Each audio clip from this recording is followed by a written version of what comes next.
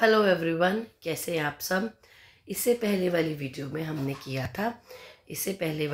में हमने जो टॉपिक पढ़ा था that is expansion of Nazis party, Hitler rise to power and expansion of Nazis party कि हिटलर कैसे पावर में आया और उसने पार्टी को कैसे एक्सपैंड किया, लोगों तक कैसे पहुंचाया। अब we are going to discuss the next topic that is destruction of democracy. अब हम नेक्स्ट टॉपिक, इस वीडियो में हम नेक्स्ट टॉपिक को डिस्कस करेंगे that is the destruction of democracy. In less than 3 years the German democracy known as the Weimar republic was destroyed. 3 साल के अंदर अंदर जो जर्मन डेमोक्रेसी थी, जिसे वीयमार रिपब्लिक का नाम दिया गया, वो डिस्ट्रॉय हो गई। फॉरेन आर्मीज की वजह से नहीं, बट अपने ही अंदर अंदर उसके देश जर्मनी के अंदर बहुत सारे षड्यंत्र रचे जा रहे थे। अब वो क्या थे वो हम इसी टॉपिक में पढ़ेंगे। और ये सब कुछ कैसे हुआ इस वीडियो में। This video explains the step by which Hitlers and Nazis destroyed democracy and seized absolute power. इस वीडियो में हम सब कुछ आपको बताएंगे कि कैसे धीरे धीरे जो जर्मनी में हिटलर ने अपनी जगह कैसे बनाई और लोगों को ज्यूस के खिलाफ कैसे भड़काया, सो दैट उनको नॉन डिजायरेबल अनडिजायरेबल ट्रीट किया गया। 30 जनवरी। अच्छा, इससे पहले ना मैं एक बार तुम्हारे को रिकैप देना चाहूँगी। वर्ल्ड वॉर 1 के बाद क्या हुआ। जब वर्ल्ड वॉर 1 हो गई उसके बाद जर्मनी क्या थी, डेमोक्रेटिक। जब हमें पता है जर्मनी में डेमोक्रेसी आई, एक डेमोक्रेटिक कंट्री बन गया। और यहाँ पे कौन सी डेमोक्रेसी आई, वीयमार रिपब्लिक आई। बट वो ज़्यादा देर टिक नहीं पाई। क्यों?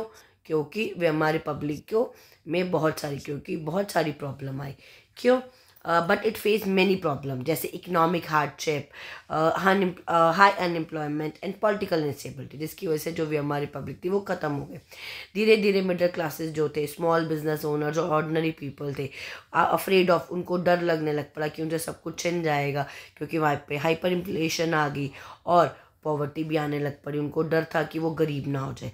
और उसी टाइम पे एंट्री ली अडोल्फ हिटलर ने, जिसको हम प्यार से हिटलर के नाम से जानते हैं। प्यार से नहीं, जिसको आज भी पूरी हिस्ट्री में हिटलर के नाम से जाना जाता है।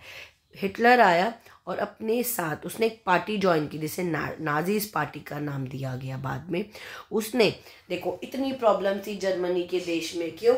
वर्ल्ड वॉर के बाद से तो उस देश में बड़ी प्रॉब्लम्स आई, जिसकी वजह से लोगों का जो सेल्फ कॉन्फिडेंस है वो ख़त्म हो गया। लोगों को बहुत ह्यूमिलेशन बर्दाश्त करनी पड़ी, लोगों को बहुत प्रॉब्लम्स बर्दाश्त करनी पड़ी। पर अब इस सारी सिचुएशंस में हिटलर आया उसकी पार्टी के साथ और उसने प्रॉमिस किया कि कुछ जो मर्जी हो जाए, मैं आपकी सारी प्रॉब्लम्स का एक सल्यूशन लेके आया हूँ। अब लोगों, और वो इतना अच्छा स्पीकर था कि सारे लोग उसकी बात मानने लग पड़े। उसने क्या क्या किया, उसने अपना प्रोपोगेंडा बताया, अपनी उसने सोच बताई लोगों को, उसने लोगों के आगे स्पीचेस दी, लोगों को अपने उपदेश से, अपनी स्पीच से इम्प्रेस किया। वो एक बहुत पावरफुल स्पीकर था। जैसे वो बोलता था लोग उसकी तरफ अट्रैक्ट हो रहे थे। उसने रैलीज निकाली, लोगों को एक होप दी, लोगों को एक इतना, जब बहुत कुछ गलत हो रहा हो ना, तो एक उस गलत के बीच में जब कोई एक इंसान आपको अगर उम्मीद की कोई किरण देता है तो सारे लोग उस पर यकीन करने लग जाते हैं। तो same goes for same in the case of Hitler. उसने they gave people hope of a better future. उसने लोगों को एक बेटर फ्यूचर के लिए उनको एक होप दी, एक उम्मीद दी। उसने प्रॉमिस किया कि वो जो भी लोग हैं उनको जॉब्स दिलाएगा, इकॉनमी को स्टेबल करेगा, और जो उनका जो सम्मान खोया था वो इसकी ट्रीटी के बाद वो सब कुछ वापस लेके आएगा। पर कैसे? उसने इन सब का कारण बताया। उसने ब्लेम किया जर्मनी में जितनी भी प्रॉब्लम चल रही है सबका ब्लेम उसने कम्युनिस्ट और problems on communist and Jews, ने कम्युनिस्ट और ज्यूज पे डाल दिया।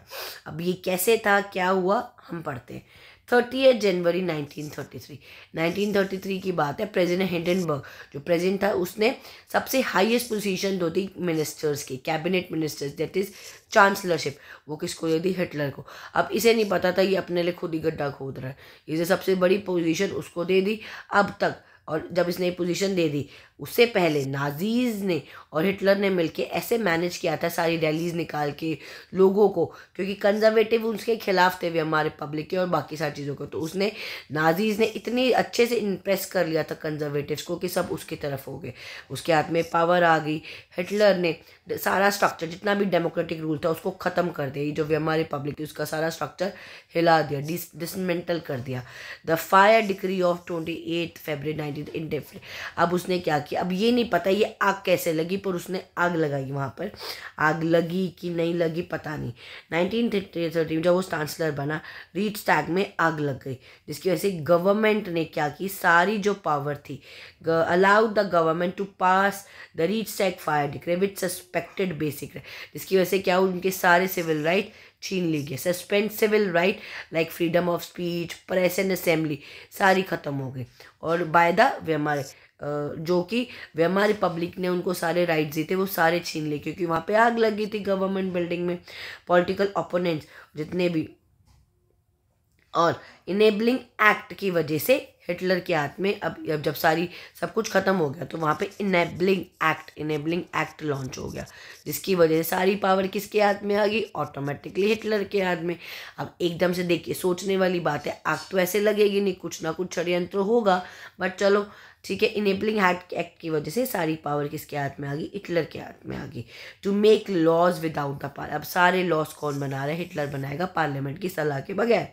पॉलिटिकल ओपोनेंट्स, अब जो पॉलिटिकली ओपोनेंट्स खड़े होते वो भी बैन हो गए, अरेस्ट कर लिए गए, ट्रेड यूनियन बंद कर दी गई, सारी पार्टी, सिर्फ एक पार्टी वहाँ पे रहेगी, दैट इज कौन सी party, Nazis party. Except the Nazis party were abolish, बाकी सारी पार्टीज अबॉलिश कर दी गई, सिर्फ नाजी पार्टी वहाँ पर रही। इन जस्ट फ्यू मंथ्स, थोड़े ही महीनों की बात थी, डेमोक्रेसी सारी खत्म हो गई। हिटलर ने डेमोक्रेसी हिला के रख दी, उसने इतनी अच्छी तरीके से षड्यंत्र रचा कि सारी पावर हिटलर के हाथ में आ गई। Germany's democracy was destroy, Hitler establish, अब जरूर खत्म हो गया, अब हिटलर ने क्या इस्टेब्लिश कर दिया, डिक्टेटरशिप। देखिए अब जर्मनी एक ऐसा देश है जहाँ पे मोनार्की भी आ गई, डेमोक्रेसी भी आ गई, अब लास्ट में क्या आया, dictatorship, where he had complete control, जहाँ पे सारा कंट्रोल किसके हाथ में आ गया, हिटलर के हाथ में आ गया। Free election, independent courts and freedom of speech, ये सब कुछ अब एग्जिस्ट नहीं कर रहा था। वेमार रिपब्लिक को रिप्लेस कर दिया गया, नाजी स्टेट बना दिया गया, जिसकी वजह से इकोनॉमिक क्राइसिस, फियर, प्रोपेगेंडा सब खत्म हो गए। और अब क्या हुआ देखिए, then he turned out on his archenemies, the communist most of whom were really packed to newly established, अब जितने भी ये कम्युनिस्ट थे उसको उन्होंने कॉन्सेंट्रेशन कैंप में पहुंचा दिया। 3 मार्च 1933 को इनेबलिंग एक्ट पास किया गया। दिस एक्ट इस्टेब्लिश, अब क्या आ गई, डिक्टेटरशिप आ गई जर्मनी में, क्योंकि सारी पावर किसके हाथ में आ गई, हिटलर के हाथ में आ गई। पार्लियामेंट से सारी पावर लेके किसके हाथ में आ गई, हिटलर के हाथ में। सारी पॉलिटिकल पार्टी, ट्रेड यूनियन सब बैन कर दी गई, सिर्फ नाजीज पार्टी एफिलिएटेड रही, और सिर्फ एक अकेली पार्टी थी, वो कौन सी थी, Nazis party. The state establish complete control over the economy, media, army, judiciary. अब इस भाई साहब ने क्या किया, सारी मीडिया पे, सारी आर्मी पे, सारी जुडिशरी पे अपना हक जमा लिया, क्योंकि वो यही चाहता था basically. Special surveillance and security forces were created, उसने सारी सिक्योरिटी फोर्सेज बनाई ताकि उसका कंट्रोल उससे कोई ना चाहिए, to control and order society in ways that, जैसे वो चलाना चाहता था उसने वो सब कुछ करना धीरे धीरे शुरू कर दिया। Apart from the already existing regular price in green uniform, एक नॉर्मल पुलिस थी ग्रीन यूनिफॉर्म में, उसने एक ऐसे स्पेशल स्टॉर्म ट्रूपर्स हायर किए गए, जिसके अंदर गेस्टिपो, सीक्रेट स्टेट पुलिस हायर की गई, SS fire, the protection squad, criminal police, security service, ये सारी उसने अलग से अपार्ट ऑफ नॉर्मल पुलिस ने ये सब कुछ हायर की। It was extra constitutional power of these newly organise forces, ये एक्स्ट्रा कॉन्स्टिट्यूशनल पावर्स थी उसके हाथ में, forces that give the Nazis party its reputation. अभी जो उसने बहुत हिम्मत लगा के रेपुटेशन बनाई, ग्रीडेड क्रिमिनल स्टेट, वो एक जहाँ वो एक नॉर्मल स्टेट थी वो ड्रेडेड क्रिमिनल स्टेट। अब क्रिमिनल स्टेट कैसे थी वो हम आगे पढ़ेंगे। People could now be detain in Gestapo torture. अब लोगों को गेस्टेपो टॉर्चर में डाल दिया जाता था। Chambers, Gestapo torture chambers, round it up and send to, या चैम्बर्स में डाल दिया था, कॉन्सेंट्रेशन कैंप में भेज दिया जाता था एट विल। उनकी मर्जी से ये अरेस्ट करके उन पे लीगल प्रोसीजर चला दिए जाते थे। जिस पे भी हिटलर को शक होता, ज्यूज पे, कम्युनिस्ट पे, उसने बड़ा कुछ किया। The police forces acquired power to rule with impunity. और जो पुलिस फोर्सेज थे वो अच्छे से काम नहीं कर रही थी, बड़ी गंदी तरीके से काम करती, और जिसको भी उनको लगता वो उठा के फेंक देते। यहाँ तक थी अभी आपकी ये कि हिटलर के हाथ में पावर, डिक्टेटरशिप कैसे आई। नेक्स्ट टॉपिक है रिकंस्ट्रक्शन। हिटलर को असाइन रिस्पॉन्सिबिलिटी। अब हिटलर ने जैसे लोगों को प्रॉमिस किया था कि वो इकॉनमी को स्टेबल करेगा, इकॉनमी को क्या करेगा, स्टेबलाइज करेगा, ठीक है। अब वो स्टेबिलिटी लाने के लिए उसने रिस्पॉन्सिबिलिटी ली इकोनॉमिक रिकवरी की to the economist Hjalmar Schacht who aimed at full production. उसने फुल प्रोडक्शन की, full employment, state funded work creation programme. उसने क्या किया कि स्टेट फंड करेगा, ऐसे प्रोग्राम्स चलाएगा जिसमें लोगों को काम मिलेगा। This project produces the famous German super highways. उसने क्या बनाए, सुपर हाईवेज बनाए, और लोगों की अपनी पसंदीदा कार जो आज भी हम यूज़ करते हैं वॉक्सवैगन, उसने बनवाई वहाँ पर। क्लियर्ड है, मतलब वहाँ पर उसका एक मेन शुरू हो गया काम, तो वो ये चाहता था कि उसकी इकॉनमी रिकवरी हो सके, ठीक है। डेमोक्रेसी खत्म होगी। हिटलर ने फोकस की जर्मनी को रिबिल्ड करना, जिसे एक पीरियड का उस पीरियड को बोला गया reconstruction. When Hitler came to power in 1933, जब हिटलर पावर में आया उसने बहुत सारी डिप्रेशन थी, सारा कुछ था। उसने एक मासिव पब्लिक वर्क प्रोग्राम बनाया जिसमें उसने रोड्स बनाई, ब्रिजेस बनाई, स्टेडियम बनाई, मिलिट्री बेसिस, बहुत कुछ बनाया, जिसकी वजह से लोगों को बहुत सारे जॉब्स अपॉर्चुनिटी मिली और अनएम्प्लॉयमेंट फटाफट खत्म हो गई। In foreign policy also Hitler required quick success, और इन सारी पॉलिसीज में उसको एक बहुत ज़बरदस्त सक्सेस मिली, ठीक है। द रीआर्मेंट पॉलिसी वॉज री इंट्रोड्यूस। एक तो मासिव वर्क था और एक रीआर्ममेंट पॉलिसी उसने इंट्रोड्यूस की। उसके अंदर क्या था, फैक्ट्री बिगेन प्रोड्यूसिंग वेपन्स। अब फैक्ट्री क्या बनाने लग पड़े, weapons. He pulled out of the league of nation in 1933, रीऑक्युपाइड the, अच्छा उसने पहले ये सुनिए, रीआर्मामेंट पॉलिसी बनाई, इसमें वो वेपन्स बना रहे थे, टैंक्स बना रहे थे। इसके अंदर वो क्या बना रहे थे, वेपन्स, टैंक्स और एयरक्राफ्ट, ये सब कुछ बनाने उन्होंने शुरू कर दिए। यूथ मैन, जितने भी यंग लोग थे, वो लोग यहाँ पे रिक्रूट किए गए आर्मी। जितने भी यंग मैन थे इनको कहाँ रिक्रूट किया गया, आर्मी में। जिसकी वजह से जॉब्स नहीं क्रिएट हुई, बट जबकि this not only created job but also secretly prepared Germany.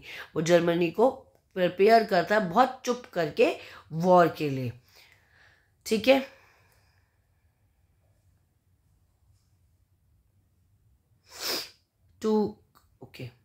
He pulled out of the League of Nations in 1930, reoccupied the Rhineland in 1936, integrated Austria and Germany in 1938 under उसने Austria और Germany को इकट्ठे किए एक slogan देके, one people one empire and one leader.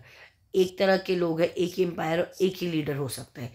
He then went to rest German speaking Sudetenland and Czechoslovakia and gobbled up the entire country. सारी country को इकट्ठा करना चाहता था उसके दिमाग में। In all of his head that unspoken support of England which had considered the Versailles verdict too harsh. अब हिटलर ने क्या शुरू किया, Hitler choose war as the way out of approaching economic crisis. Resources को इकट्ठा किया गया। अब इसने वर्कर्स को इकट्ठा करने के लिए क्या किया, to control workers trade unions को बैन कर दिया गया। एक नई ऑर्गेनाइजेशन बनाई गई जिसका नाम था German labour front. Workers were not allowed work. अब इसके अंदर वर्कर्स को वर्कर स्ट्राइक नहीं कर सकते थे, ना ही हायर वेजेस मांग सकते थे। They were told to work for the, अब उनको ऐसे समझाया कि वो किसके लिए काम करें, ग्लोरी ऑफ द नेशन, वो देश के लिए काम करें, इसलिए उनके पास और कोई ऑप्शन नहीं था, ठीक है। In September 1943, a tripartite pact was signed between, अब तीन देशों के बीच, जर्मनी, इटली और जापान के बीच में एक ट्राईपार्टाइट पैक्ट पास हो, जिसकी वजह से हिटलर की जो पावर थी, इंटरनेशनल पावर, वो और बढ़ गई. Puppet regimes supportive of Nazi Germany were installed in a large part of Europe. अब देखो, उसको हर जगह से सपोर्ट मिल रहा था. किसको? हिटलर को. क्यों? क्योंकि वो हर तरीके से सपोर्ट करना चाह रहा था लोगों को, पर वो धीरे लोगों को तो ये जता रहा था कि वो क्या कहते हैं, उसकी हेल्प कर रहा है, पर एक्चुअल में वो धीरे धीरे लोगों को किसके लिए प्रिपेयर कर रहा था? जंग के लिए प्रिपेयर कर रहा था. ठीक है जी. क्यों? क्योंकि उसको पता था उसने लड़ना है. नाजी जर्मनी एक्सपैंड हुई. हिटलर को सारा कंट्रोल चाहिए था. उसने कॉन्कर किया सारी ruling everywhere, but instead of ruling every place directly, वो खुद नहीं जाता directly place. He set up what were called puppet regime. Puppet regime basically क्या है? अब puppet regime means a government that look, basically एक ऐसी गवर्नमेंट है जो क्या ध्यान रखती है? इंडिपेंडेंट फ्रॉम द आउटसाइड, जो ऐसे बाहर से लगते थे कि इंडिपेंडेंट है, बट अंदर से वो कंट्रोल कर रहा था नाजी जर्मनी को. उसने लोगों को बताया कि ये सब कुछ फ्री, मतलब लाइक हम कंट्रोल नहीं कर रहे, बट वो अंदर से वो बीच खाने, वो कहीं ना कहीं उसको कंट्रोल करने की कोशिश कर रहा था. ये जो गवर्नमेंट थी, ये हिटलर के ऑर्डर पर क्या कहते हैं, फॉलो कर रही थी, नाजीज पॉलिसी को सपोर्ट कर रही थी और जर्मनी को वॉर के लिए तैयार कर रही थी.